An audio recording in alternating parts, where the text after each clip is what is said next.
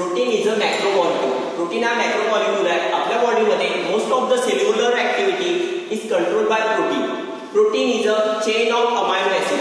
खूप सारे amino acid आपण जर एकमेकांना जोडले तर त्याच्यापासून एक चेन तयार होते आणि त्या चेनला आपण प्रोटीन म्हणतो.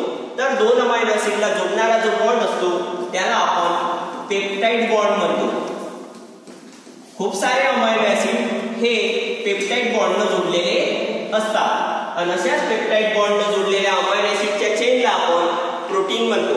प्रोटीन आपल्या बॉडीमध्ये most of the cellular activity control करतो आणि प्रोटीन हा एक मॅक्रोमॉलिक्यूल आहे. खूप साऱ्या मायक्रोमॉलिक्यूल पासून जसे की ग्लायसिन, ॲलेनिन, व्हॅलिन, ट्रिप्सिन, व्हॅलिन हे सर्व अमायनो ऍसिड आहे. हे सर्व अमायनो ऍसिड आहेत. खूप सारे अमायनो ऍसिड एकमेकांना जोडले की त्यापासून त्यांची एक चेन तयार होते आणि त्या चेनला आपण प्रोटीन म्हणतो. आणि ही जी चेन आहे खूप साऱ्या पेप्टाइड बॉन्डने जोडलेली असते म्हणून आपण त्याला पॉलीपेप्टाइड